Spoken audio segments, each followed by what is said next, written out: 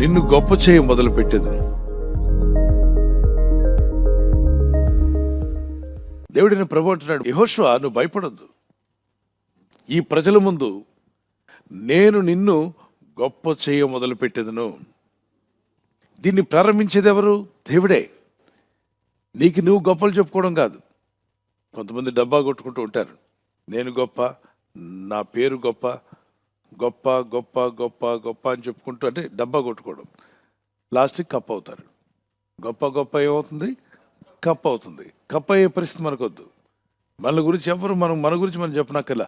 దేవుడే మనల్ని గొప్ప చేయాలి. అయితే నువ్వు ఆయనకి లోబడాలి, దేవుని చిత్తం చేయడానికి ఇష్టపడాలి. యెహోషువ దేవుని మాటలు విన్నాడు, దేవుని మార్గంలో జీవించాడు. తన దాసుడైన మోషే కొండ మీద ప్రార్థన చేస్తుంటే, యవనస్తుడు కదా, ఇంటికి పోయి అతనికి వివాహం కూడా అయింది. ఇంటి దగ్గర ఉండి అన్ని పనులు చేసుకోవచ్చు. ఇంటి దగ్గర కబురు వస్తుంది. మోషే అంటే దైవజనుడు, 80 సంవత్సరాల వృద్ధుడు. ఆయన కొండ మీద ప్రార్థన చేసుకుంటున్నాడు, ఆయన చేసుకునేవాడిని. నువ్వు యవనస్తుడు, నీకేం రోగం? ఇంటికి రా, నువ్వు కొండ కింద ఏం చేస్తున్నావు అంటే, నా దాసుడు వచ్చేదాకా నేను తిరిగి రాను. నా దైవజనుడు కొండ మీద ఉన్నాడు, ఆయన అక్కడ ప్రార్థనలో ఉండగా నేను ఇంటికి వెళ్ళి సరదాలకు తిరుగుతానా? లేదు, నేను ఆ దాసుడు వచ్చేదాకా రానని చెప్పి పట్టుబట్టి కూర్చున్నాడు కొండ కింద. ఈ వాగ్దానం పట్టుకొని ప్రార్థన చేయండి.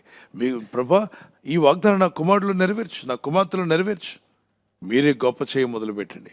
యవనస్తులు అయితే అడుగు, ప్రభా ఈ వాగ్దానం నా పట్ల కూడా నెరవేరాలి. యెహోషువ వలె నేను కూడా ప్రార్థించే వ్యక్తిగా మారాలి.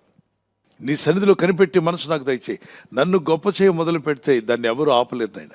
దేవుడు ప్రారంభిస్తే దాన్ని ఎవరు ఆపలేరు. ఆయన ద్వారం తెరిస్తే ఆ ద్వారంను మూయగలిగిన వాడు ఎవరు ఈ లోకంలో లేరు, రారు, రాబోరు.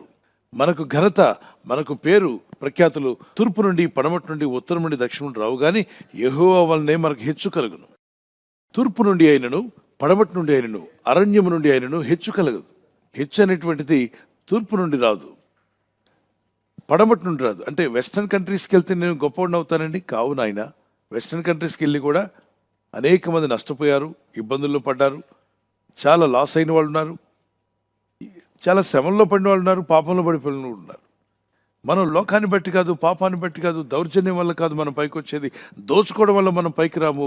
అక్రమం వల్ల, అవినీతి వల్ల కొంతమంది గొప్పవారు అవుతుంటారు. కొందరు రకరకాల కార్యక్రమాలు, తెలివితేటలు వాడి గొప్పవారు అవుతారు. మనలను గొప్ప చేయవాడు పరలోకమందున్న దేవుడైన ప్రభువే. యోసేపు జీవితాన్ని మీరు చూస్తే ఆదికాండం 39వ అధ్యాయంలో తన భాష కాదు, తన ప్రజలు కాదు, తన బంధుమిత్రులు కాదు, తన రక్త సంబంధులు కాదు, దేశం వేరే, భాష వేరే, ప్రాంతం వేరే, కానీ ఆ దేశాన్ని ఏలే ప్రధానమంత్రిగా దేవుడు చేశాడు. ఎవరు ఆ యోసేపును గొప్పవానిగా చేసింది? దేవుడే. నిన్ను దేవుడు గొప్పవానిగా చేసే రోజు రాబోతుంది. నిన్ను హేళన చేసి తోలనాడి నిన్ను ఎగతాళి చేస్తున్నవారు ఉన్నారే, నిన్ను తక్కువగా చూస్తున్నారు కదా, వాళ్ళ కన్నులు ఎదుట దేవుడు నిన్ను హెచ్చించే రోజు రాబోతుంది. వాళ్ళ కన్నులకు ఆశ్చర్యం కలిగిస్తాడు దేవుడు.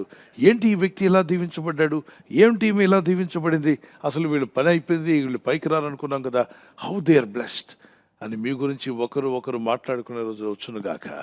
అయితే దేవుని వదిలిపెట్టకుండా, దేవుని కృపలో ఎదుగుతూ, ఎంత ఎదిగినా ఒదిగి ఉండే మనసు కలిగి, హెచ్చించుకోకుండా తగ్గించుకునే మనసు కలిగి జీవిద్దాం.